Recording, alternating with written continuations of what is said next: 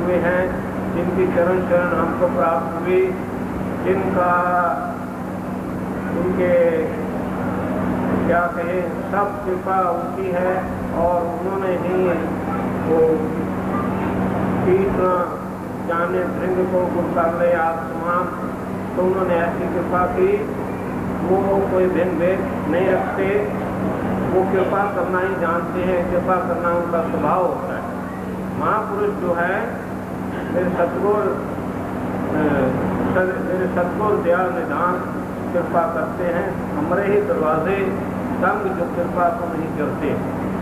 तो कृपा तो सब पर होती है, सामान्य कृपा सब पर है। हम सब यहाँ पर बैठे हुए हैं, लेकिन कृपा की अनुभूति किसी किसी को होती है कि मेरे ऊपर मेरे सद्गुरु की बहुत कृपा है, बहुत दया है, बहुत मेहर है, बहुत बख्शिश है। मुझे जो कुछ भी प्राप्त हो रहा है, जो कुछ भी मिल रहा है, मेरे सद्गुरु से मिल रहा है। ये अनुभूति जिसको हो जाती है वो कृपा को समझने लगता है, कृपा से लाभ उठाने लगता है, नहीं तो सामान्य कृपा सब पर है। तो पूज्य गुरुदेव भगवान का आदर्श जीवन, उनके जीवन को आपने भी देखा।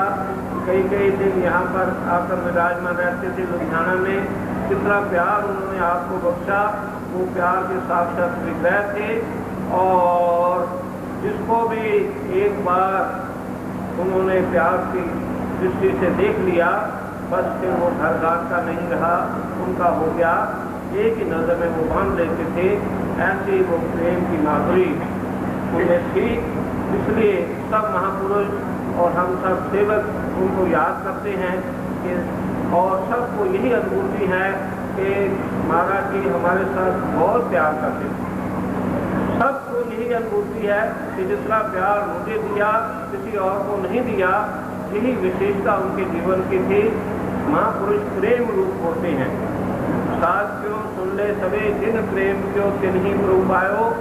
तो जिसने भी उस परमात्मा तत्व को पाना है, प्रेम की एक माध्यम है, प्रेम ही एक तरीका है, प्रेम ही एक ऐसा तरीका है जिसके द्वारा उस परमात्मा को पाया जा सकता है। श्री राम के मानस में आता है कि हरि व्यापक सर्वत्र समाना, प्रेम से प्रगट वही मैं जाना। तो हरि व्यापक, वो परमात्मा तो सर्वव्यापक है। कोई स्थान उसके बिना या वंचित नहीं है, उससे खाली नहीं है। वो कहते हैं जरे जरे में है, पत्ते पत्ते में है झांकी भगवान की, किसी सूझ वाली आंख में पहचान की। तो परमात्मा प्रेम के माध्यम से पाया जाता है और है सभी जगह पर, सभी जगह। वो ओमनीपोटेंट है, ओमनी प्रेजेंस है, ऑलमाइटी है, ओमनीपोटेंट सर्वशक्तिमान, और ओमनी प्रेजेंस यानी वो सब जगह मौजूद, सर्वव्यापक। लेकिन वो एक देशी भी बनता है जब हम उनको पुकारते हैं। दूरी का तो वह मित्र को दिल से वो दूर नहीं, पास खड़े हैं सुनने वाले, देखे जरा आवाज तो देख। हम ये समझते हैं कि 14 वर्ष पहले तक गुरुदेव भगवान तो शरीर हमें दर्शन दिया करते थे, हम पर कृपा करते थे और ऐसा प्यार उनसे मिलता था। तो उसको हम याद करते हैं, हम रोते हैं, हमारे दिल में एक कसक और वेदना उठती है, क्योंकि सतगुरु का प्यार अनमोल है, बेमोल है, उसकी कोई कीमत नहीं आंकी जा सकती। जिसको सतगुरु का प्यार मिल गया उसको सब कुछ मिल गया। जिसको मोहब्बत थी उसको फिर कुछ भी ना दिया। मोहब्बत के लिए कुछ खास दिन मखसूस होते हैं। ये वो नगमा है जो हर साल पे गाया नहीं जाता। मोहब्बत की नहीं जाती, मोहब्बत हो ही जाती। इसलिए मोहब्बत ही हकीकत में निशाते जिंदगानी है। सुना है सारे आलम को मोहब्बत गैर खानी है, और मोहब्बत में ये लाजिम है कि जो कुछ हो फिदा कर दे। मोहब्बत में ये ताकत है कि बंदे से खुदा कर दे। तो मोहब्बत की ताकत तब प्रकट होती है जब समर्पण हो जाए। जब हम समर्पण करते हैं तो वो अपना बना के तुमने एहसान कर दिया है, ये तेरा शुक्रिया है, ये तेरा शुक्रिया है, तो वो अपना बना लेते हैं। लेकिन हम समर्पण तो हो, जैसे कपड़ा धोबी के हवाले हो जाता है, सोना सुनार के हवाले हो जाता है, लोहा लोहार के हवाले हो जाता है, तो वो कारीगर जैसा उसको चाहता है वो रूप उसको दे देता है, वो रूप सतगुरु दे देते हैं। इसलिए उनके हवाले होना है, उनके समर्पित होना है। आप गवाइए ताश हो पाइए और कैसी चतुराई। अपना आप सुनाना पड़ता है कि मैं भी बना रहूं, मेरा भी कुछ घटे बड़े नहीं, मेरा भी कुछ बिगड़े नहीं। जो हम समझते हैं कि हमारा बिगड़ जाएगा, यही हमारी भूल है। इस भूल को हमने निकालना है। पूज्य गुरुदेव भगवान फरमाया करते थे कि दूध बिगड़ता है, दूध बिगड़ता है तो फिर क्या बनता है? बोलो भाई, दूध का पनीर बनता है कि नहीं बनता? दूध का पनीर बन जाता है, दूध बिगड़ता है, उसका रूप बदलता है, वो दही बन जाता है। एक बार मुझे याद आई कि एक गुरु दरबार में एक स्वामी परम ज्ञानानंद जी महाराज थे, श्री गुरु महाराज जी के सके नामदेवा। तो उन्होंने श्री गुरु महाराज जी से एक बार अपने मन की ये शंका रखी कि गुरु महाराज जी, जब हम पहले दरबार में आए थे तो हमारे दिल में बड़ा उत्साह था, बड़ा प्यार था, हम सब कुछ निछावर करने के लिए तैयार थे हर वक्त, लेकिन धीरे धीरे पता नहीं वो प्यार कहाँ चला गया है। अब वो प्यार की कमी हमें महसूस होती है, उस भाव की कमी महसूस होती है। तो उस समय श्री गुरु महाराज जी ने फरमाया कि भाई देखो देखो, आपका प्यार दूध रूप था, आपके प्यार को मैंने जाग लगा करके उसको दही के रूप में परिणत कर दिया, बदल दिया, क्योंकि दूध के बिगड़ने का खतरा था। कच्चा दूध हो चाहे पक्का दूध यानी उबाला हुआ हो, लेकिन वो भी कितनी देर आप रख सकते हैं, वो भी बाद में खट्टा हो जाता है, खराब हो जाता है। और जो कच्चा दूध है वो तो जल्दी खराब हो जाता है। इसलिए मैंने आपके उस प्रेम को जो शुरू में आपका था उसको मैंने जाग लगा दी और उसका दही बना दिया। अब दही को दही नहीं रहने दिया, बल्कि उसको भिगोया, भिड़का और फिर उसका मक्खन उसमें से निकाल लिया, छाछ बन गई, लस्सी बन गई। अब मक्खन जो मिल गया वो सार तत्व है उसका, दूध का। और अब मक्खन को भी बिगड़ने का, ज़्यादा देर मक्खन रखो तो उसमें भी खटास पैदा हो जाती है, उसमें भी थोड़ी सी दुर्गंध आनी शुरू हो जाती है। तो मैंने आपके उस प्रेम को मक्खन के रूप में ही नहीं रहने दिया, बल्कि मैंने उसका घी बना दिया। अब घी को जितनी देर मर्जी रख लो, उसके खराब होने का कोई डर नहीं, कोई अंदेशा नहीं। तो फिर उन्होंने स्पष्ट किया कि जब आप दरबार में आए थे तो आपका प्रेम सच्चा था, आपको कुसंगत मिल जाती, तो कुसंगत मिल जाती कि आप यहाँ आए हो, क्या देख करके आए हो, आपने बड़ी महिमा सुनी और आप भी लट्टू हो गए। तो अगर कुसंगत आपको मिल जाती कि यहाँ कुछ नहीं पड़ा, तो उस समय फिर आपके बिगड़ने का डर था और आप यहाँ पर न रहते, चले जाते। लेकिन अब आपका जो प्यार धीरे धीरे पक गया, और अब अगर हम आपको, मैं भी आपको आज्ञा करूं, तो गुरु महाराज जी ने एक बार फरमाया था कि गुरु की कौन सी आज्ञा, कौन सी एक ऐसी आज्ञा है जिसके ना मानने में शिष्य का कल्याण है। वह कहते हैं ना कि गुरु आज्ञा माने तो ही साधु, गुरु आज्ञा पद भेद अगाधु, यानी गुरु की आज्ञा ही मानना ये परम धर्म है, ये सेवक का धर्म है। सेवक सेव भावना करे उर्गार, और सेवक को सेवा बनाई, हुक्म बूझ परम पद पाई। तो कौन सी हर आज्ञा मानने के लिए वो उसको चाहिए कि गुरुदेव की हर आज्ञा को माने। गुरु के शब्द मंत्र मन मान, गुरु की मूर्त मन में ध्यान, गुरु के शब्द मंत्र मन मान। एक शब्द तो उन्होंने कान में फूंक मार करके शब्द ब्रह्म का उपदेश हमें दिया, और बाकी जो आज्ञा रूप जो शब्द हैं उनको भी मंत्र के रूप में मानो। गुरु मुख से जो भी शब्द निकले वो हमारे लिए कल्याणकारी है, उसमें ही हमारा विस्तार है, उसी में हमारा उद्धार है। तो श्री गुरु महाराज फरमाने लगे कि भाई एक कौन सी आज्ञा है जिसके ना मानने में कल्याण है। तो सारे महात्मा चक्कर में पड़ गए, किसी को समझ नहीं आया कि क्या गुरु महाराज जी कहलवाना चाहते हैं। बाद में फिर उन्होंने स्पष्ट किया कि अगर हम आपको ये आज्ञा दें कि भाई आप यहाँ से चले जाओ, दौड़ जाओ, भाग जाओ, तो क्या आप दरबार छोड़ करके चले जाओगे? तो उस समय श्री गुरु महाराज जी ने की बात को सुन करके सभी कानों को हाथ लगाने लगे, महाराज ये तो हम आज्ञा आपकी नहीं मानेंगे, ये आज्ञा आपकी नहीं मानेंगे। तो ये आज्ञा ना मानने में शिष्य का कल्याण है।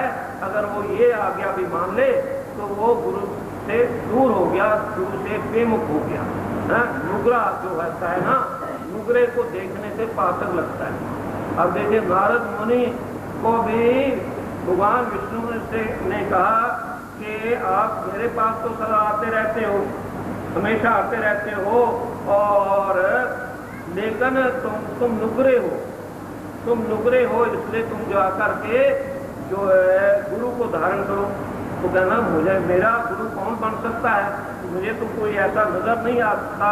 तो उस समय नारद जी को भगवान विष्णु ने कहा कि कल सवेरे उठते जो भी व्यक्ति आपको मिले, पहला व्यक्ति मिले, उसको आप गुरु रूप में धारण कर लेना।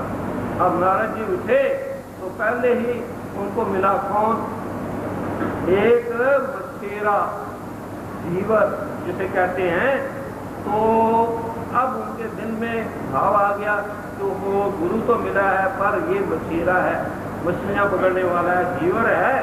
तो गुरु में एक कमी उसने मान ली ना, गुरु में कमी देखी, गुरु में अवगुण देखा। तो इसमें भी उस समय भगवान विष्णु के पास गए कि महाराज, उन्होंने कहा भाई कौन किसको गुरु धारण किया। कहना कि गुरु तो मिला है पर वो जीवर है, वो मछेरा है। तो उस समय उन्होंने गुरु भगवान विष्णु ने उनको कहा कि भाई तुमने गुरु की निंदा की है, इससे तुम पाप के भागी बन गए हो, तो तुम जहां भी जाओगे वो धरती अपवित्र हो जाएगी, उस धरती को खुदवाना पड़ेगा। तो इस तरह से नारद जी को भी गुरु की शरण में जाना पड़ा। और नुगरे को देखने से पता लगता है कि जो अपने आप के ऊपर अब किसी को मानता नहीं, जिसको किसी की छत्र छाया की जरूरत नहीं है, हम अपने आप को सौभाग्यशाली समझें कि इतना पवित्र नगरी दरबार हमें मिला हुआ है, इतना महान दरबार मिला हुआ है, इतने पूर्ण सदगुरु की शरण मिली हुई है, और फिर हम उससे लाभ ना उठाएं तो दोष किसका है, हमारा अपना ही दोष है। तो हमें समय के पूर्ण सदगुरु मिले और उन्होंने हमें शब्द ब्रह्म का उपदेश दिया, सबसे उत्तम नाम अजपा नाम गायत्री, मुनि नाम मोक्ष दायिनी, मुनियों को भी मोक्ष प्रदान करने वाली अजपा गायत्री, उन्होंने वो महामंत्र का उपदेश हमें दिया। लेकिन अब उपदेश लेने से तो बात नहीं बनेगी, केवल उस उपदेश ले लेने से कि मैंने नाम ले लिया है बस यहीं बात खत्म नहीं हो जाती। नाम जो है उसको सिमरन भी करना पड़ता है, नाम की कमाई करनी पड़ती है। जिन्नी नाम ध्याया गए मुसक्कत घाल, जिन्होंने नाम को ध्याया, नाम की कमाई की है, नाम का सिमरन किया है, तो वो तो सारे ही मुसीबतों से निजात उनको मिल गई, उनको छुटकारा मिल गया। इसलिए नाम को मान की प्राप्ति के लिए नहीं जपना चाहिए कि भाई मैं बड़ा नाम जपता हूँ। कई बार भजन और सेवा में बड़ा अंतर है। भजन खजाना है और सेवा क्या है, ताला। सेवा ताला है और भजन खजाना है। भजन सुरक्षित नहीं रह सकता, उसमें अभिमान भी आ जाता है कि, और कई बार मन में आ जाता है कि मुझ में और गुरु में क्या अंतर है, क्या फर्क है, मुझे भी वो नाम, मैं भी उस नाम की कमाई करता हूँ, वो भी इस नाम की कमाई करते हैं। तो मुझे गुरु गोरखनाथ जी और महेंद्रनाथ जी की बात याद आती है। पूज्य महाराज जी सुनाया करते थे कि गुरु गोरखनाथ अभी पिछले दिनों जनवरी में गोरखपुर जाने का शुभ अवसर मिला। तो गोरखपुर उसको कहते हैं, गोरखनाथ, गुरु गोरखनाथ उनका बताया हुआ है, और वहाँ नेपाल में उनका सिक्का चलता है गोरखनाथ जी का। वो सिक्के के पिछले तरफ आप नेपाल की कॉइन देखें तो उसके ऊपर गुरु गोरखनाथ जी का लिखा हुआ है। तो हिंदू राज्य का वो है वो। तो अब गोरखनाथ जी बड़े सिद्ध थे और इनके शिष्य थे महेंद्रनाथ जी के। तो एक बार बड़ी उनकी प्रशंसा करने लगे गुरु महाराज महेंद्रनाथ जी कि भाई आप तो बड़े योग्य हो, बड़े ही मुझे इतने काबिल शिष्य मिले हो कि मैं अपने आप को भाग्यशाली समझता हूँ कि आप इतने पूर्ण शिष्य मुझे मिल गए। तो ये समझे कि जब गुरु अपने शिष्य की तारीफ और बाप अपने बेटी की तारीफ करे तो समझिए कि उसका पतन होने वाला है, उसकी गिरावट होने वाली है।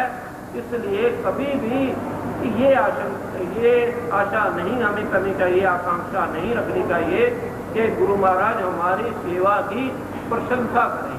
हमारे ये बड़ा सेवक है, ये बड़ा बहुत ही इतनी सेवा ये करता है, कमाल कर देता है। तो वो सेवा की हुई कहते किया कराया नष्ट हुआ, जब आया अहंकार, जब अहंकार आ जाता है तो फिर सेवा भी सब विफल होगा, तो वो फल नहीं रहते। इसलिए सेवा करके निर्माण भाव से की हुई सेवा वही परिपूर्ण होती है। तो उस समय गोरखनाथ जी मन में पूछने लगे शायद मैं ऐसा हूँ, इसलिए गुरु महाराज मेरी तारीफ कर रहे हैं। तो उन्होंने चंद्रनाथ जी ने अब कहा कि हम कुछ दिन के लिए भ्रमण करने के लिए जाना चाहते हैं, आप यहाँ जिला स्थान के ऊपर रहो और यहाँ अपने भाइयों की देखभाल करो। तो उन्होंने मान लिया गोरखनाथ जी ने, और चंद्रनाथ जी वहाँ से चल पड़े और चलते चलते सिंगल द्वीप में पहुंचे और वहाँ की रानी से शादी करवा ली, एक लड़का हो गया। अब इधर काफी देर हो गई तो चंद्रनाथ जी को गए हुए, तो सारे शिष्य उनको याद करते थे। तो उस समय उन्होंने गोरखनाथ जी से पूछा कि आप गुरु महाराज का पता तो करो, पता करके लाओ, इतनी देर हो गई है वो आए नहीं हैं। तो उस समय फिर गोरखनाथ जी उनका पता करने के लिए गए। तो उन्होंने अपनी अंतर्दृष्टि से ये देख लिया कि इस समय गुरु महाराज जी कहाँ पर है, वो है सिंगल द्वीप में। वहाँ पहुँच गए, क्योंकि योगी को बहुत सी सिद्धियाँ प्राप्त होती हैं। अपने दादा गुरुदेव श्री परमहंस दयाल जी, उनके जीवन चरित्र में आता है, जब उनकी अवस्था 9 वर्ष की थी तो उस समय एक बार मन में संकल्प उनके उठा कि ऐसे सिद्ध महापुरुष होते हैं, ऐसे पीर फकीर होते हैं कि शायद मुंह में कोई गुटखा रख करके जब चाहें जहाँ चाहें वहाँ पर वो पहुँच जाए। तो नानक देव जी महाराज के बारे में सभी जानते हैं कि जब बेबे नानकी ने, उनकी बहन ने उनको याद किया तो फौरन कहाँ से, काबुल से करतारपुर पहुँच गए। करतारपुर सुल्तानपुर वहाँ पर पहुँच गए और वो मक्का मदीना तक पहुँच गए। और वहाँ पर जो स्वागत किया उन्होंने, जो लीला की सभी जानते हैं कि मक्का को घुमा दिया उन्होंने। एक उस काबा शरीफ की तरफ पाँव करके वो लेटे हुए थे, तो वहाँ के जितने भी मौलवी थे वो सब आए उनके पास, कहने लगे कि हम ये हमारी तौहीन आप कर रहे हैं, आप अपने पाँव दूसरी तरफ कर रहे हैं। तो उन्होंने दूसरी तरफ पाँव किए तो मक्का उस तरफ घूम गया। फिर उन्होंने कहा कि नहीं, इस तरफ आप पाँव करो, तो उस तरफ कर दिया। उन्होंने कहा जहाँ चाहो पाँव मेरे कर लो। तो जिधर जिधर उनके पाँव किए मक्का उस तरफ घूमता चला गया। तो ये कौतुक, ये चमत्कार उन्होंने वहाँ पर किया। मक्का मदीना में महापुरुष अपने संकल्प में उनकी इतनी शक्ति होती है, संकल्प किया वहाँ पर पहुँच गए। तो ये संकल्प श्री परमहंस दयाल जी महाराज के मन में आया कि हम कदम कदम पर इस भारी बोझ को उठा करके जो चले। तो जब चाहा जहाँ चाहा वहाँ पर पहुँच गए। तब उन्होंने प्राणायाम का अभ्यास करना शुरू कर दिया और कुछ दिनों के बाद उन्होंने छपरा बिहार के लोगों ने देखा, उनकी जन्मभूमि की छपरा, तो उन्होंने देखा वहाँ के रहने वालों ने कि एक दिन उड़े जाते हैं, उनका शरीर जो है जमीन से 2 मीटर ऊंचा उठ गया और फिर ऐसा संकल्प उन्होंने किया, डूबने लगे। तो लोगों ने वहाँ देखा और फिर उन्होंने उनकी शिकायत उनके गुरु महाराज परमहंस जी काशीराम से की कि इस तरह ये सोचते हैं। तो फिर उन्होंने मना कर दिया, भाई इस तरह से इसका सार्वजनिक प्रदर्शन नहीं करना चाहिए, ये तो गुप्त रखने वाली चीजें हैं। इसलिए उन्होंने फिर से वो अभ्यास बंद कर दिया। तो गोरखनाथ जी को भी ये स्थिति प्राप्त थी। तो उन्होंने अपने अंतर दृष्टि से देख लिया कि गुरु महाराज विश्व में विगल देश में है, ऐसे ऐसे दृश्य उन्होंने देखा। तो अपने संकल्प द्वारा वहाँ पर पहुँच गए और वहाँ जाकर के बड़ी दृश्य देखा। तो उन्होंने कहा महाराज वहाँ आपके सेवक आपको याद कर रहे हैं और आप यहाँ रानी के गुणों में बंधे हुए हैं, बंधे हुए हैं, तो चलो वहाँ पर उनका नहीं गोरखनाथ तुम तो बड़े लोग जो तुम वहाँ का काल चला लो, हम तो यहीं पर आनंद के हैं, अच्छे हैं। तो बतेरा उन्होंने डाला, लेकिन गोरखनाथ जी नहीं माने। तो फिर उन्होंने क्या किया कि जो लड़का था उनको किसी ममता इसमें है, तो लड़के को जाकर के समुद्र में डुबो दिए। तो अब आकर के उन्होंने पूछा कि वो लड़का कहाँ गया, लड़के को लेके गए थे, चले वो तो नहाते नहाते समुद्र में डूब गया। तो क्या लगे वो अब तो अब हम बिल्कुल ही नहीं जा सकते, अब रानी को क्या करें। अब इसको एक प्यार की निशानी इसके पास यही थी, लेकिन अब ये भी नहीं रही। तो उन्होंने कहा कि आप गुरु महाराज आप किस चिंता में फिक्र में पड़े हुए हैं, मैं जाऊँ तो मैं भी उसको जीवन का करता हूँ। तो गौरव वो जीवन करके ले आए। तो कभी वाह क्या बात है, तू बड़ा ही मेरा योग शिष्य है, तुझे इतनी स्थितियाँ प्राप्त हैं, बहुत प्रसन्नता भी उनकी। उसके बाद फिर वहाँ से बड़ी मुश्किल से चले। अब चलते चलते रास्ते में एक जगह चंद्रनाथ जी कहने लगे गोरखनाथ ये थैला ले लो जरा को, मैं लघु शंका के लिए जाना है। जब लघु शंका के लिए गए वो, तो पीछे से उन्होंने देखा कि थैले में है क्या। तो थैले को उन्होंने देखा तो उसमें सोना खड़ा हुआ था। तो जब गुरु महाराज आए तो कहते, तो उससे कहने लगे महाराज ये सोना किस काम का आपके, आप तो बड़े त्यागी हैं, वैरागी हैं और आप सोने का मोह लिए बैठे हैं। उनका ये सोना वहाँ की राजा रानी की निशानी है सिंगलदेव की, इसलिए मैं इसको साफ रख लिया। तो कहते आपको पता नहीं कि आपका ये शिष्य धरती पर जिस जगह पर भी पेशाब करे उस धरती को सोने की बना सकता है, और आप इस छोड़ो इसको फेंको उसको भिजवा दिया। और फिर वहाँ से किला स्थान की ओर आए। तब जब बिल्कुल नजदीक पहुँच गए तो उस समय चंद्रनाथ जी ने कहा अच्छा अब तो हम अपने स्थान पर आ गए, हम यहाँ पर थके हैं, हम इंतजार थोड़ा करते हैं पेड़ के नीचे, आप जाकर के अपने गुरु भाइयों को बुला लाओ, ताकि स्वागत के साथ वो मुझे आश्रम में ले चले।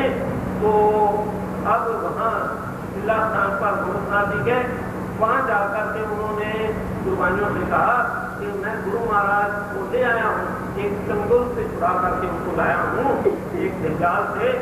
तो उन्होंने कहा कौन से गुरु महाराज की आप बात करते हैं, आप कौन से गुरु महाराज की बात आप कहते हो, कौन से गुरु महाराज को लाए हो। आप जिस दिन यहाँ से गए तो गुरु महाराज जी तो उसी दिन के यहाँ पर हैं, अंदर जाकर के दर्शन करो। जब कमरे में वो अंदर गए तो देखा अपने आसन के ऊपर गुरु महाराज बैठे मुस्कुरा रहे हैं। तो उनके चरणों में दंडवत प्रदान की और क्षमा मांगी। तो ये गुरु सांग पलटे तो सिख सिद्धत न हारे। अगर गुरु सांग पलटता है, कोई लीला करता है, तो सेवक अपने विश्वास को न खोए, विश्वास उसका सशक्त बना रहे। अस्त विश्वास जय जन घोरे, मैं सेवक रघुपति पति मोरे। सुभीषण जी ने प्रभु राम से यही वरदान मांगा। जब उनको पता चला कि प्रभु राम जो है वो मेरे गुरुदेव अगस्त्य मुनि जी के आश्रम में पधारने वाले हैं, तो सुभीषण जी बहुत प्रसन्न हुए। वो कभी नाचते हैं, कभी गाते हैं और प्रेम में विरुद्ध होकर के मुझसे धोकर के उस मार्ग में मुझे धरती पर गिर पड़े और उनको शरीर की सुधी बुद्धि नहीं। तो उस समय प्रभु राम और लक्ष्मण वहाँ पर आए और उन्होंने देखा प्रभु राम ने कि मेरा भक्त मेरे ही ध्यान में ही यहाँ पर पड़ा हुआ है। तो वो बैठे बड़े प्यार से अपना जो कर कमल उसके शीश के ऊपर ऐसे प्यार से फेरा, लेकिन उसको सुधी नहीं आई, क्योंकि अंदर से वो ध्यान दर्शन कर रहा था, ध्यान के आनंद में लीन था। उसको कोई पता नहीं कि जिनका मैं ध्यान कर रहा हूँ वो साक्षात मेरे समक्ष विराजमान है। तो उसी ध्यान में ही लीन था, ध्यान दर्शन में। तो तब प्रभु ने क्या किया, तब उन्होंने अपना राजा राम का रूप वाक्यालोक कर दिया। रूप रूप तब राम सुरावा, हिंदे चतुर्भुज रूप दिखावा। तो राजा राम का रूप उन्होंने आलोक कर लिया और हृदय में चतुर्भुज रूप भगवान विष्णु का रूप स्वरूप प्रकट कर दिया। तो मुनि बुलाए उठा कहते, तो सुशीर्षण मुनि व्याकुल होकर के एकदम जैसे किसी सांप की, जो मणि वाला सांप होता है, उसकी मणि खो जाए तो बड़ा वो व्याकुल, बड़ा ही परेशान हो जाता है। ऐसे ही उन्होंने अफवाह करके व्याकुल होकर के आंखें खोल दी। तो जिनको अंदर दर्शन कर रहा था वो देखा साक्षात वहां पर विराजमान है, तो साक्षात दंडौत प्रणाम कर दी, बहुत स्तुति गायन की, आंखों से अश्रुधारा उनके प्रेम की अश्रुधारा प्रवाहित होने लगी। और उस समय प्रभु ने उनसे कहा कि तुम वरदान मांगो। तो सुशीर्षण मुनि ने क्या वरदान मांगा, उन्होंने यही वरदान मांगा कि हे प्रभु, अब अभिमान जाए जल बोले, मेरे मन में से ये अभिमान कभी ना जाए कि मैं सेवक हूँ और रघुपति पति मोरे श्री रघुनाथ ये मेरे पति हैं, मेरे स्वामी हैं। ये स्वामी और सेवक का ही नाता सदा सर्वदा रहे। और यही बात भरत जी ने जब प्रयागराज में पहुंचे, भगवान राम को मिलने के लिए चित्रकूट की ओर उनके दर्शन करने के लिए जा रहे थे, मन में अनेक विकल्प लिए जा रहे थे कि मैं प्रभु के सामने ये विकल्प रखूंगा कि आप वापस अयोध्या लौटे और आप लक्ष्मण, मैं और शत्रुघ्न दोनों वन यात्रा को जाएंगे, वनवास काटेंगे, और अगर वो नहीं मानेंगे तो लक्ष्मण को वापस लौटा दूंगा, मैं प्रभु की सेवा में जाऊंगा। तो अनेक विकल्प लेकर के कहते कि मैंने भगवान राम को वापस लौटाना है। तो इस ख्याल से कहते जब चित्रकूट में पहुंचे, यहाँ प्रयागराज में पहुंचे, तो त्रिवेणी संगम में उन्होंने स्नान किया। तो वहाँ के उन्होंने प्रभु ने कहा कि यहाँ पे तीर्थों में आकर कुछ मांगना चाहिए, कुछ छोड़ना भी चाहिए। अब महाराज जी फरमाते थे कि जो हमें फल अच्छा नहीं लगता, जो सब्जी नहीं अच्छी लगती, तो हम वो छोड़ आते हैं कि मेरा बैंगन छोड़ दिया, करेला छोड़ दिया, या और कोई सब्जी हमने छोड़ दी जो अच्छी मन को भाती ना हो, या कोई फल अच्छा ना लगता हो, वो छोड़ना तो कोई विकार था वहाँ पर, अपने किसी अवगुण को, किसी दोष को छोड़ना था। लेकिन वहाँ ये सब्जियाँ और ये फल छोड़ता के हम चले आते हैं। और वहाँ पे हमें लेना क्या है, मांगना क्या है, तो जैसा भरत जी ने मांगा वो हमें मांगना चाहिए। तो भरत जी ने क्या मांगा, उन्होंने प्रार्थना की कि धर्म न अर्थ न काम रुचि, यानी ना मैं धर्म, मैं बड़ा बारीक धर्मात्मा कहलाऊं, धर्म तत्व का ज्ञाता बन जाऊं, ये मेरी कामना है, ये भी मेरी इच्छा है। धर्म न अर्थ यानी मैं बड़ा धनवान करोड़पति बिरला डाकियां और जैसा मैं बन जाऊं, सेठ बन जाऊं, नहीं, ये भी मेरी इच्छा नहीं। धर्म न अर्थ, अभी आप सुन रहे थे, धन के द्वारा सुख के पदार्थ मिल सकते हैं, सुख नहीं मिल सकता। और सुख का फार्मूला बता रहे थे, जो सुख को चाहे सदा शरण राम की थी, जो सच्चे सुख को चाहते हो तो राम की शरण में वो सुख मिल सकता है। पदार्थों के द्वारा मिला हुआ सुख कभी स्थायी नहीं रहता, वो बदलता रहता है। आज आपने अच्छा खाना खाया, हमने आपकी सहायता कर दी, आपको अच्छे से 36 प्रकार के व्यंजन आपके सामने वो पेश हो गए, लेकिन अगर आपको भूख नहीं, आपको नजला खांसी जुकाम है, तो वो भोजन की दुकान का, वो भोजन की ओर आप दृष्टि उठा करके, नजर उठा करके भी नहीं देखेंगे, वो कोई काम था। और वो आपने खा लिया, अगर वो भोजन खा लिया तो क्या ये गारंटी है कि 4 दिन के बाद या 6 दिन के बाद या 10 दिन के बाद उसी भोजन की हमारे मन में कामना नहीं उठेगी, ख्याल नहीं उठेगा। तो जो पदार्थों से सुख मिलता है वो टेम्परेरी है, वो नश्वर है। तो इसलिए सच्चे सुख भी जाना है तो वो राम की शरण में और गुरु महाराज के सदगुरु की शरण में वो सच्चे सुख की प्राप्ति होती है। धन सुख के पदार्थ रूप है। धन के द्वारा आप अच्छा बिस्तर देख सकते हो, लेकिन अच्छी नींद आपको आए ये कोई गारंटी नहीं है। अगर आपके अंदर टेंशन है, तनाव है, तनावग्रस्त आप हैं, तनाव क्यों होता है? जब हमारी इच्छाएं पूरी नहीं होती। कभी लता सिंह महाराज से बता रहे थे कि आपका कभी मध्य नहीं होंगी ना पूरियां, कलम का बसेरा और रहती पूरियां। साइकिल वाला कहता मेरे कार हो गए, कार वाला कहता मेरी हवा में उड़ान। ये हालत इंसान की है। एक कामना की पूर्ति, एक संकल्प की पूर्ति अनेक संकल्पों को जन्म देती है।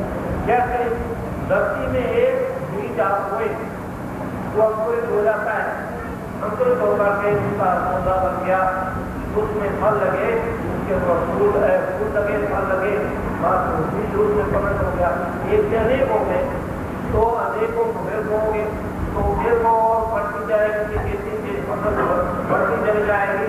तो एक संकल्प अनेक संकल्पों को जन्म देता है। लेकिन उसी दाने को, गेहूं का दाना हो या चने का दाना हो या मकई का दाना हो, अगर उस दाने को आपने भुना दिया, अग्नि के ऊपर चढ़ा दिया है, तो अब उसमें अंकुरित होने की शक्ति नहीं है। अब उसको आप जहां भी मर्जी डाल दो, पानी में डाल दो, चाहे धरती में डाल दो, चाहे जमीन खोद करके उसमें भुने हुए दाने को आप धोने की चेष्टा करो तो वो अंकुरित कभी नहीं होगा। तो इसी तरह से हमारे संकल्प ऐसे हैं जो हमें खुआर करते हैं, हमारे हृदय में तनाव पैदा करते हैं। हम अभावग्रस्त होकर के हम उन अभावों की पूर्ति के चक्कर में लगे रहते हैं।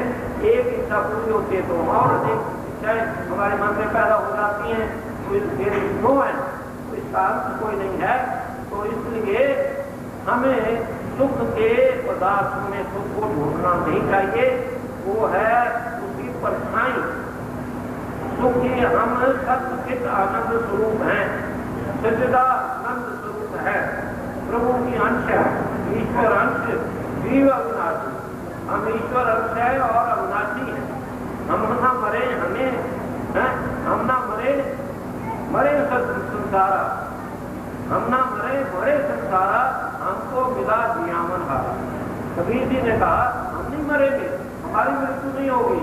शरीर की मृत्यु, शरीर को शस्त्र काट सकता है, अग्नि जला सकती है, पवन सुखा सकता है, गर्भ हो सकता है, लेकिन इसके अंदर शरीर जो है, इसके अंदर जो आत्मा है, जिसकी सत्ता के साथ हम ये आंखें देख रही हैं, ये कान सुन रहे हैं, ये जुबान बोल रही है, ये हाथ काम कर रहे हैं, पाँव चल रहे हैं, ये इतना सब जो कार्य व्यवहार हो रहा है, जिसकी सत्ता के कारण वो कौन है? वो उसके होने से हम हैं और उसके ना रहने से हम भी नहीं, हम भी खत्म हैं। कहीं आंखें रहें।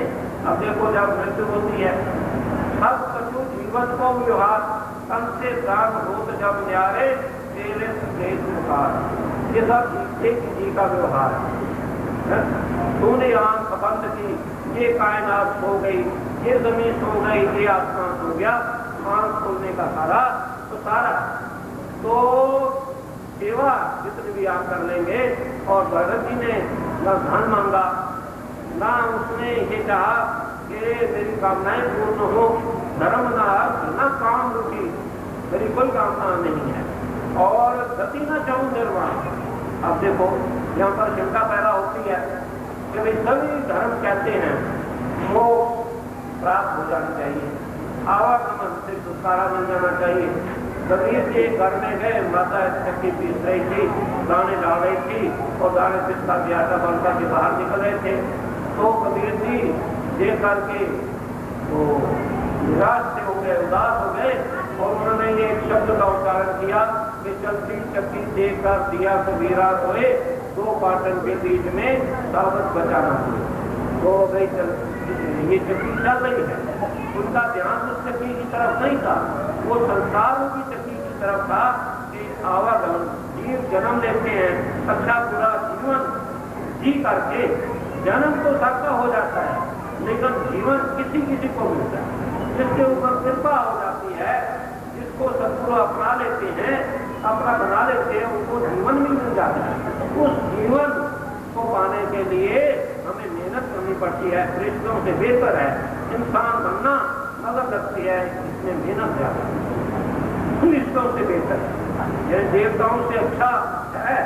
अगर अच्छा इंसान बने हो, इंसानियत वाले गुण उसमें हो, इंसान के अंदर अगर दूसरे के प्रति सद्भावना नहीं, प्यार नहीं, हमदर्दी नहीं, दूसरे के दुख दर्द को दूर करने का उसके अंदर ख्याल नहीं, उसकी सहायता करने का उसके अंदर ख्याल नहीं, चाहे वो तड़पता रहे। और हमारे मुझे एक मुसलमान फकीर की बात याद आई कि हज करने के लिए काबा में, मक्का मदीना में हर साल लाखों मुसलमान भाई दुनिया के कोने कोने से जाते हैं। तो हज करने के लिए उस साल भी बहुत से लोग गए। तो अब एक फकीर ने दुआ मांगी रात को, ये है खुदा, ये सारे इतने लोग, लाखों लोग दुनिया के कोने कोने से यहाँ हज करने के लिए आए हैं, तो इनमें से किसका हज मंजूर हुआ है, कबूल हुआ है? तो आवाज क्या है कि किसी का भी हज कबूल नहीं हुआ। मंजिल पर पहुंचकर मंजिल को ढूंढते हैं, मंजिल पर पहुंचकर मंजिल को ढूंढते हैं। पहुंचे वहां पर मक्का मदीना, कितनी मुसीबतें आप देखिए। इस साल क्या हुआ, वहां कितने लोग मर गए, कितने लोग खत्म हो गए, भारत के भी कुछ लोग थे। तो इस तरह से वहां पहुंच करके गई, वहां पर कुछ उनको प्राप्ति नहीं हुई। तो उस समय बड़े हैरान होकर के इसने उस फकीर ने पूछा कि कोई है ऐसा जिसका हज कबूल हुआ हो? कहते हाँ, एक आदमी ऐसा है जो यहाँ पहुंचा नहीं और उसका हज कबूल हो गया। तो कह रहे मुझे बताओ आप कि वो कहाँ है, कौन है? का एक जॉर्डन देश में एक गांव में एक मोची रहता है, एक मोची रहता है और उसका हज कबूल हुआ था। अब उस फकीर को चैन नहीं पड़ा, फिर होते ही वो जॉर्डन देश की ओर चल पड़ा और जॉर्डन पहुंच गया वो, और उसके कुछ गांव तक पहुंच गया, उस मोची तक पहुंच गया। तो उसको जाकर के कहने लगा कि मुझे खुदा की आवाज आई है कि तेरा हज कबूल हो गया। तूने कौन सा ऐसा कर्म किया है जिसके कारण ये आवाज मुझे आई है? तो कहने लगा मुझे कुछ पता नहीं, मुझे कुछ पता नहीं। मेरे मन में कई साल से तमन्ना थी, 2-4 साल से, कि मैं हज करने जाऊं, लेकिन मैं इतना गरीब हूं कि मेरा पल्ले में कुछ भी पल्ले नहीं है, बड़े मुश्किल से 2 वक्त रोटी का गुजारा होता है। तो अब 2 साल से हमने थोड़े पेट काट करके थोड़े पैसे जमा करने शुरू कर दिए और हमने सोचा था कि इस साल मैं हज करने जाऊंगा।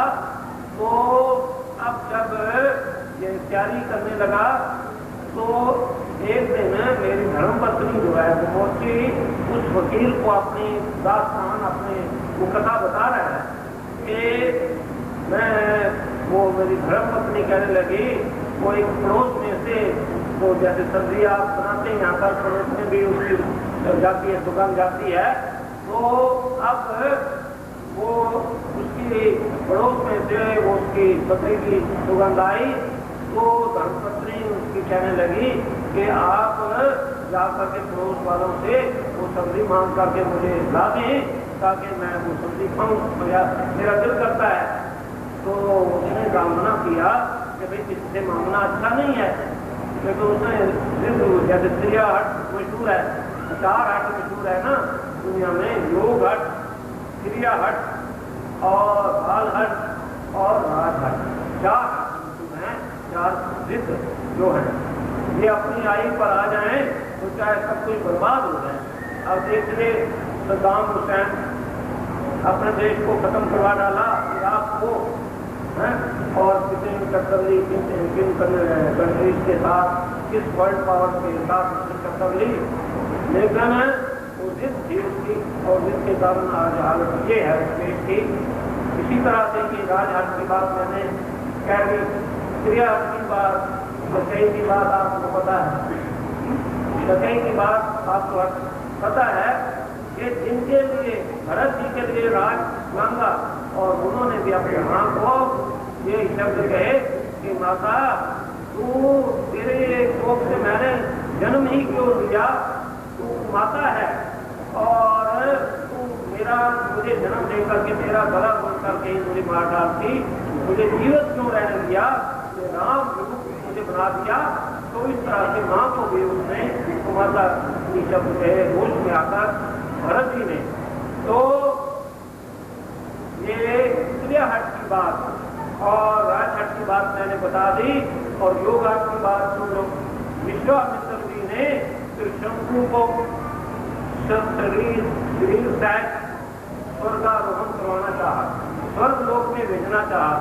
वो अपने दो पद से शंकु राजा को वहां पर स्वर्ग लोक में भेजते हैं। ऊपर से इंद्र अपनी शक्ति से उसको नीचे धकेलता है, वो ऊपर जाते हैं वो नीचे धकेलता है, वो बीच अदब में लटके हुए हैं।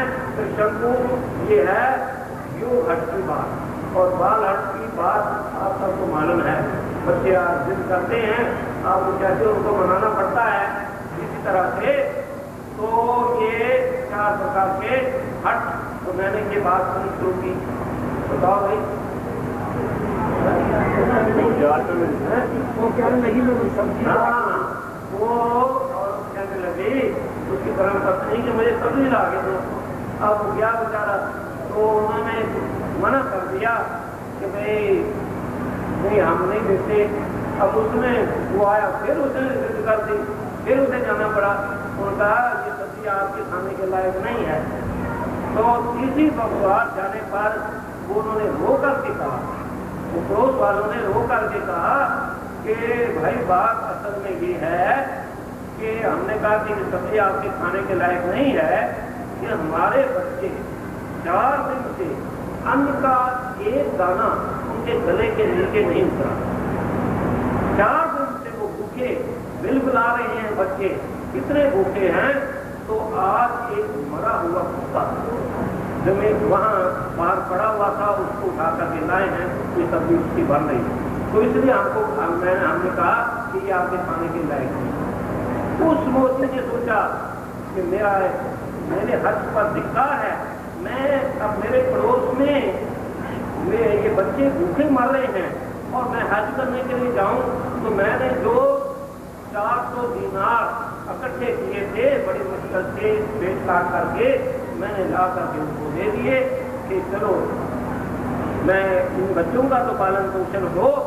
तो अगर उस खुदा की दरगाह में मेरा ये कर्म उसको मंजूर है, ये अच्छा लगा है, तो शायद मेरे हज कबूली का यही कारण होगा, मैं हज करने गया नहीं। वो कहते हैं कि जो मंजिल पर भी नहीं पहुंच सकते, मंजिल उनके पास आ जाते। एक और आपको बात बड़ी अफसर की सुनाता हूँ, पहले भी सुनाई हुई है, वो भी फकीरों से तल्लक रखती संबंध रखती है।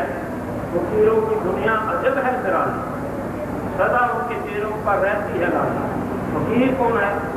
वह फाका, जो फाका कर सके, समय पर अगर भोजन नहीं मिला तो उसका गुजरान कर सके, निर्वाह कर सके। हमें तो सवेरे बैठ से लेकर फिर ब्रेकफास्ट, फिर उसके बाद दोपहर वो 11-12 बजे से पहले भी कोई चाय या कोई चीज़ ले लेते हैं, फिर लंच हम करते हैं, फिर शाम को इवनिंग टी, फिर रात को डिनर यानी रात का खाना, और फिर उसके बाद कितनी बार feed our body several times in a day. हम अपने शरीर को अनेक बार भोजन देते हैं, दिन में अनेक बार, but we starve our mind. लेकिन हम अपने आत्मा को, अपने मस्तिष्क को भोजन से वंचित रखते हैं, यानी भूखा रखते हैं, उसको भूखा मारते हैं। तो सत्संग जो है भोजन, ये भोजन है हमारा असली भोजन। सत्संग में सत्य विचार हमें मिलते हैं और सत्य विचार ही हमारी असली खुराक है। तो मैं दूसरी बात आपको सुना रहा था कि राबिया बसरी बड़ी एक अच्छी सूफी संत थी और उनके जीवन की कथा ये है, छोटे बहुत ब्रीफ में आपको कहूँगा और 1-2 महाराज जी के जीवन की बातें सुना करके इसे मैं समाप्त करूँगा, क्योंकि मुझे पता है बताया होगा कि 2 बजे के बाद लगभग तैयार होना है 2 बजे तक, तो अभी हैं टाइम उसमें। तो राबिया बस्ती बहुत सुंदर थी। बचपन में जाकू उसको उठा करके ले गए और एक वैश्या के हाथ उसको बेच दिया। तो उस वैश्या ने उसको रखा अपने पास। तो अब वो उनके पास बड़े अमीर शेख, ये अरबी शेख उनके पास पहुंचे थे, तो उनके किसी को भेज दी। तो राबिया बस्ती उनसे कहती थी, वो बड़ी खुदा परस्त थी, ईश्वर भक्त थी। तो जब भी कोई शेख आता उस बुरी नियत से, तो उससे कहती कि आओ तुम और हम दोनों मिलकर के खुदा की हजूर में दरगाह में हम नमाज अदा करें। पहले हम नमाज अदा करें, बाद में जिस काम के लिए आए हो वो काम होगा।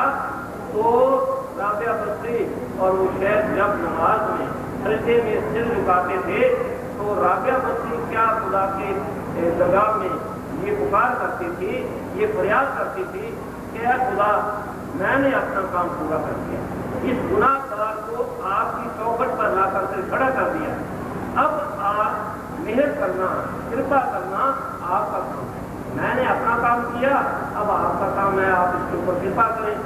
तो उसकी दुआ में वो कहते हैं जो बात दुआ से हो ना सके वो बात दुआ से होती है। जब मुर्शिद कामल मिलता है तो बात खुदा से होती है। तो उसकी दुआ में इतना असर होता था कि एकदम उसकी नीयत बदल जाने, अच्छा इंसान बन करके, और वो जब सजदे से सिर उठाता तो वो राबिया बस्ती के कदमों में सर झुका करके उसमें हाथ जोड़ करके वहाँ से चला जाता था। एक नेक अच्छा इंसान बन करके वहाँ से जाता था। तो इस तरह से राबिया बस्ती जीवन का बदलाव किया करती थी। हम धर्म परिवर्तन जो लोग करते हैं, धर्म मदर टेरेसा अपने 1970 में दिल्ली आश्रम में आई और उन्होंने क्या शब्द कहे, I believe in transformation not in conversion. Conversion में धर्म परिवर्तन और ट्रांसफॉर्मेशन जीवन के परिवर्तन को कहते हैं। मैं जीवन का परिवर्तन चाहती हूँ, ना कि मैं धर्म का परिवर्तन चाहती हूँ। हमें जीवन के परिवर्तन के लिए महापुरुषों के पास जाना पड़ता है। महापुरुष ही ऐसे जीवन लगाते हैं जैसे आंख से आंख मिला देते हैं। अब जो वो दूसरा पेड़ होता है, अब तो बहुत इसमें यहाँ पर यूनिवर्सिटी है, एग्रीकल्चर यूनिवर्सिटी, क्या क्या यहाँ की किन्नू बन गए। नहीं तो बाल्टे बहुत रेयर मिलते थे, बहुत कम मिलते थे। अब वो कितनी उससे फसल होती है, कहाँ और कितनी तादाद में। तो इसलिए ये सब कुछ एक्सपेरिमेंट होते चले जा रहे हैं। इसी तरह से उस महापुरुष ऐसी कृपा करते हैं, जीवन का बदलाव कर देते हैं, आंख से आंख मिला करके, नजर से नजर मिला करके जीवन बदल डालते हैं। तो राबिया बस्ती इस तरह जीवन बदलती थी। तो एक बार उनके दिल में भी हज करने की ख्वाहिश जागी। बुढ़ापे में हर एक मुसलमान चाहता है कि मैं, जैसे हम लोगों के दिल में ये भावना होती है, हिंदुओं के दिल में कि हम वहाँ पर चारों धाम की यात्रा करें, या हरिद्वार जाएं, या दूसरे कुंभ पर जाएं, या माता के स्थान पर वैष्णो दरबार में जाएं। तो जैसे जैसे जिसकी निष्ठा है, जैसा जैसा जिसका विश्वास है, उस विश्वास से, और जो गुरु महाराज जी के प्यारे भक्त हैं उनकी तमन्ना यही रहती है कि हम नंगली साहब से जाए। उस एक शेर मुझे याद आया कि रिंदों की नज़र में मैं खाना काबे से भी बढ़कर होता है। रिंदों की नज़र में मैं खाना काबे से भी बढ़कर होता है। और नंगली की गली का, साकी की गली का नहीं, यहाँ पर साकी जो शराब पिलाने वाला, उसको साकी कहते हैं। नंगली की गली का हर फेरा तो हज के बराबर होगा। तो ये गुरु भक्तों का विश्वास, ये निष्ठा है कि हमारे गुरु महाराज के उस नंगली का एक बार दर्शन दीदार से हमारा सब कुछ काम बन जाएगा। तो उस समय अब राबिया बस्ती के मन में ये भावना उठी। अब बुढ़ापा था, चलना जाता नहीं था, बड़ी मुश्किल से आधी रास्ते तक पहुंची, हिम्मत हार गई और हथियार डाल दिए कि अच्छा मालिक तेरी मौज जी तो मैं नहीं चाहती। तो मैं तो यहीं पड़ी हूँ, अगर तेरी मर्जी है माल के काबा, चाहे वहां पर आकर के मुझे दर्शन दे दे या यहाँ आकर के मुझे दर्शन दे दे, अब तेरी मौज के ऊपर निर्भर है। जो उसकी मौज पर छोड़ते हैं वो कभी घाटे में नहीं रहते। हमेशा याद रखो, हम अपनी मौज, हम अपनी मर्जी करना चाहते हैं। अपनी मर्जी दुखदायी हो सकती है, अपनी मर्जी हमारी दुखदायी हो सकती है, लेकिन है रज़ाए यार अपनी जिंदगी, उनकी मर्जी अपनी किस्मत होगी। है रज़ाए यार अपनी जिंदगी, उस मालिक की रजा में राजी रहना, राजी है उसमें जिसमें उसकी रजा है, या यूं भी वाह वाह है और यूं भी वाह वाह है, तो इसलिए उसकी रजा में राजी रहना चाहिए। तेरा बहाना मीठा बहाना। गुरु अर्जन देव जी महाराज ने मियां मीर को क्या जवाब दिया था जब उसने कहा कि मैं दिल्ली और लाहौर की नींद से ईंट बजा दूं अगर आपका हुक्म हो। तो उन्होंने क्या मियां मीर ये शक्ति कहाँ से दी? तो उन्होंने जवाब, हुजूर आपकी बख्शी हुई ये ताकत है। तो ताकत जो बख्श सकता है वो खुद प्रयोग नहीं कर सकता, वो इस्तेमाल नहीं कर सकता। हमने तो बहाने में रहना है। तेरा बहाना मीठा है, तो बहाने में जो रहते हैं, जो आज्ञा सामना साहेब सेवा, यही प्रसाद पाइए जन देवा। आज्ञा के समान साहेब की सेवा नहीं। आज्ञा जो मानेगा वो कभी घाटे में नहीं रहेगा। सेवा मन मर्जी की सेवा की हुई हमें नरकगामी बना सकती है, नरकगामी हमें बना सकती है। मन मर्जी की सेवा और गुरु आज्ञा में की हुई सेवा हमारा कल्याण, हमारा उद्धार, हमारा विस्तार कर सकती है। तो राबिया बस्ती ने पुकार की और लाखों लोग हज करने के लिए वहां पर गए हुए हैं, बाबा का तवाफ परिक्रमा कर रहे हैं। तो देखा तो काबा वहां पर है नहीं। तो बड़े हैरान हुए, उनका काबा कहाँ गायब हो गया। तो अब हैरान परेशान बैठे हैं। तो काबा वहां पर पहुंच गया जहां राबिया बस्ती थी, उसको वहां पर दर्शन दीदार हुआ। और इधर एक हसन बस्री भी एक पहुंचे हुए वहां पहुंचे थे। उन्होंने देखा काबा तो गायब है। तो उन्होंने अपने अंतर दृष्टि से देखा कि किसकी शरारत है, कहाँ काबा पहुंच गया। तो उस समय पता चला कि वो तो राबिया बस्ती के पास पहुंचा है।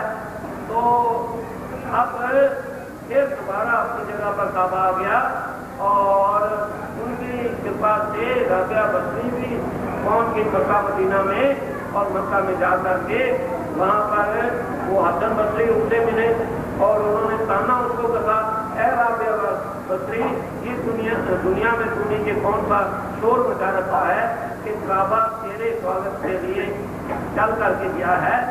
तो उसने भी काफी जोड़ की, हसन बस्री, तूने भी ये क्या ढूंढ लगा रखा है कि तू कदम कदम पर नमाज अदा करता हुआ यहाँ पर पहुंचा और यहाँ पहुंच करके भी तुझे काबे के दर्शन नहीं हुए, दर्शन से महरूम रहा, वंचित रहा।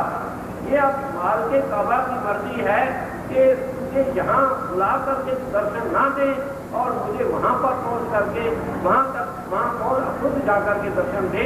ये उसकी मौज के ऊपर निर्भर है। उसके मौज के ऊपर किसी का अख्तियार नहीं, किसी का हक नहीं, किसी की जोर जबरदस्ती नहीं।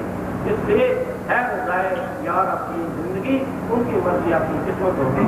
तो राबिया बस्ती की बात मैंने आपको सुना दी। तो ये इन घटनाओं से हमें ये क्या सबक लेना है और वहाँ पर प्रयागराज में आप क्या मांगा था उन्होंने, ये सब धर्मों का था।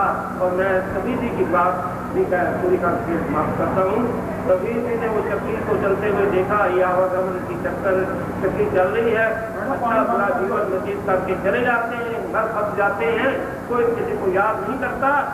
और जो जीवन जीते हैं उनके नाम सदा बड़े प्यार के साथ दिए जाते हैं। आज कुछ महाराज जी का स्मृति दिवस मना रहे हैं, वो भी हमारी तरह, आपकी तरह वो इंसान थे, लेकिन इंसान बन करके इस मानव तन को पा करके जीवन के परम लक्ष्य को उन्होंने प्राप्त किया और परोपकारी किया। परोपकार वचन मन काया, साधु सहज स्वभाव अग्रह। काव्य गरुड़ जी से कह रहे हैं कि साधु का सहज स्वभाव क्या है कि पर उपकार, दूसरे का भला करना, वचन के द्वारा, वचन मन के द्वारा और काया शरीर के द्वारा, ये उसका स्वभाव है, सहज स्वभाव। तो ये महाराज जाति का स्वभाव था, तो वो अपने उन्होंने शरीर की परवाह नहीं की।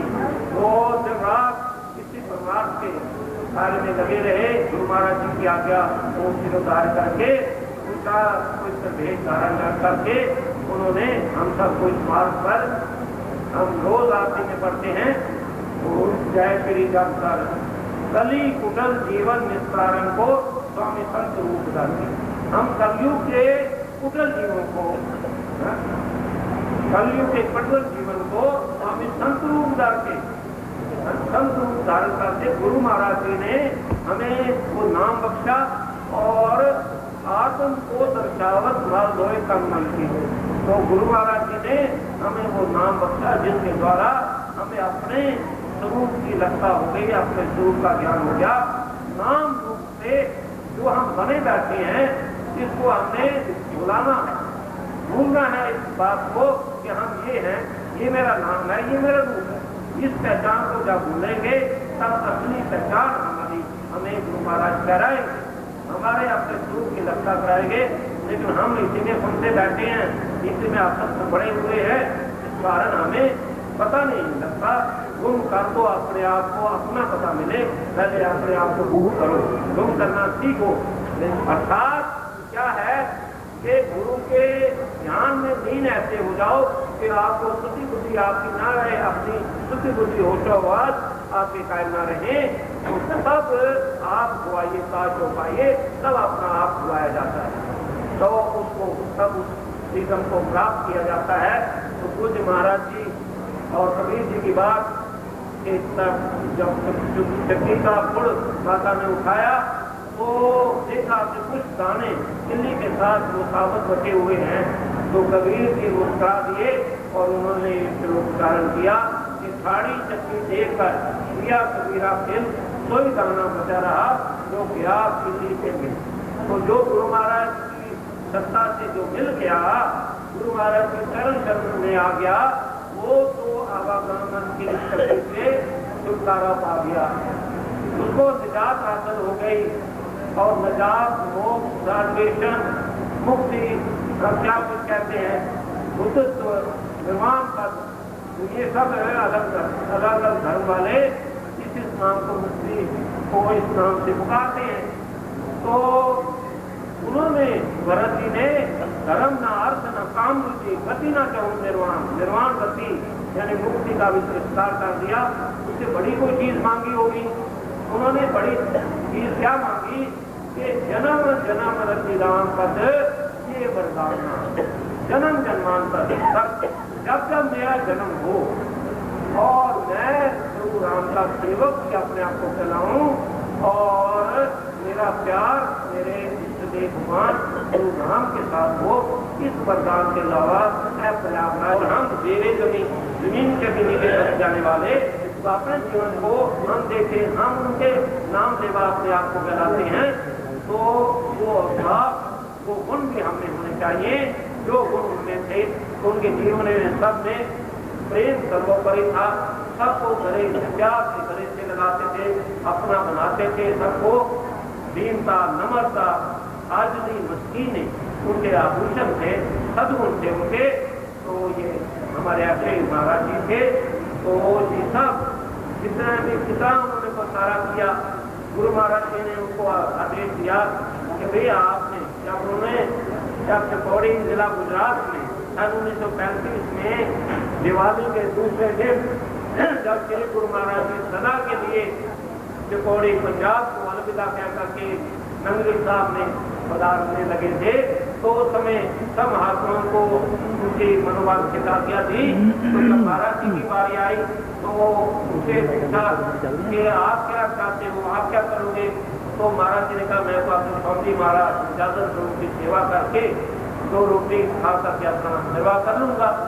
तो उस समय श्री गुरु महाराज नानक नजरी नजर निहार, तो उस समय खुर्शद नजर देर की जिसका प्रेम प्याला पींदिया सारी आगे मस्ती होया साफ से काला, 14 सबक जिथे दिल अंदर होया नूर उजाला, बुल्ले नूरा बंदरों मिला उसके बता ताला।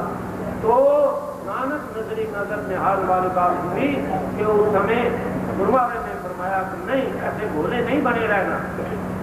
ऐसे उनका महाराज जी का हाथ अपने कर कमलों में थाम करके कहा 1 2 3 4 आश्रम तो जरूर आप बनाओगे, 4 आश्रम तो जरूर आप बनाओगे। दिल्ली, जलंधर, कानपुर कैसे 4 आश्रम उनके हैं। उसके बाद और भी तिब्बत भी बना, अब कठुआ में भी बना है, दिल्ली में एक और वो खान सिंह नगर अनंत पर्वत पर है। तो इस तरह से ये सब विस्तार उनकी कृपा का विस्तार है। तो इतना महान कार्य उन्होंने किया, इतने लोगों को जन जागृति प्रदान की। तो सदगुरु जो है दिखाने के लिए आते हैं। हम वो रूपी रात्रि में सोए हुए हैं, अज्ञानता रूपी रात्रि में सोए हुए हैं, और सदगुरु जैसे पहरेदार चौकीदार जगाता है, वो आवाज देता है कि जागते रहो, जागते रहो, लेकर उसकी आवाज को सुन करके उसकी अवहेलना कर दे और फिर हम सुनते रहे तो दोष उठता नहीं, फिर हम लुट जाएंगे, हम बर्बाद हो जाएंगे। इसलिए हमारा जीवन बर्बाद हो रहा है। पल पल अवध विभाग है, ऊंटे घटियों पानी। जिंदगी एक दिन हो या 2 साल गुजर जाती है, रोज के कमली हो या साल गुजर जाती है, वो अमीरों की बार गुजर जाती है, मगर गरीबों की भी हर हाल गुजर जाती है। सच तो ये है कि बंदा हक की इबादत में रहे, वरना मजबूत है, कमाल गुजर जाती है। वैसे गुरुदेव भगवान हमारे थे, उनकी महानता जबान के द्वारा वर्णन नहीं की जा सकती। मन और वाणी का पारावार नहीं पा सकता। गुरु की महिमा है अमित, कह न सके किसी से। इनकी कृपा प्रकाश से संत हो तो नरेश। और कबीर जी ने कह दिया कि सब धरती कागज करूं, लेखनी सब बन जाए, 7 समुद्र की मति करूं, गुरु गुण लिखा न जाए। तो उन्होंने भी नेति कह दिया। इसलिए हम हमारी ये जुबान में समर्थ नहीं, तो हमारे महाराज जी महान थे, बड़े दयालु कृपालु थे। सबको प्यार, जितना प्यार उन्होंने बख्शा, तो आज उनकी याद आती है। यहाँ मृत्यु दिवस जो जानने वाले मना रहे हैं, तो बहुत अच्छा प्रोग्राम इन्होंने रखा, और संगीत का भी बहुत अच्छा प्रोग्राम हुआ, तो मुझे बहुत खुशी हुई। और आपके दर्शन फिर तो बहुत देर बाद बने हैं, क्योंकि मेरा 1 अगस्त से 11 अक्टूबर तक बाहर का प्रोग्राम है। उसमें जर्मनी, रोम, इटली, और उसमें फिर फ्रांस, फिर इंग्लैंड, कनाडा, USA। तो USA में भी बहुत से शहरों में, और टोरंटो, कनाडा के प्रमुख शहरों में, वैंकूवर वगैरह में, इधर Washington, New York, Chicago, Atlanta, San Francisco, Los Angeles, बहुत से शहरों में जाने का अवसर मिला है। आपके पास टोक्यो, हांगकांग होते हुए वापसी होंगी। तो ये 1 अगस्त से प्रोग्राम है। तो प्रोग्राम जुलाई की नौकरी में कर चुका है, वो शायद आप तक पहुँच गई होगी। और बाकी फिर आपसे क्वेश्चन महाराज जी के पवित्र जन्म महोत्सव पर, जो कैथल आश्रम में 14-15 अक्टूबर को होगा, विजयदशमी, उसके बाद एकादशी आती है, महाराज जी के ख्याल जयंती महापर्व। तो वहाँ पर आप सबसे मिलना होगा। तो अब इसके बाद मुझे यहाँ से 4 साढ़े 4 बजे मुरिंदा 4 बजे जाना है, वहाँ भी प्रोग्राम है। और आपको चंडीगढ़ में चालू सेंटर में भी प्रोग्राम है। 2 प्रोग्राम आज के और हैं, इसलिए बहुत क्षमता मुझे हुई आप सबके दर्शन करके, और बड़े प्यार से आपने ये महाराज जी का स्मृति दिवस मनाया है। बहुत पहले एक बार मैं यहाँ पर इस मौके पर हाजिर हुआ था, तो अब 6 सालों के बाद फिर आना हुआ है। तो आगे देखिए, उनके हाथ में जोर है,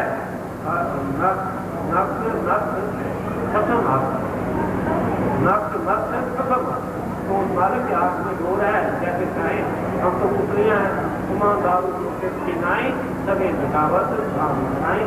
बोल मेरे मेरे बैठ गया।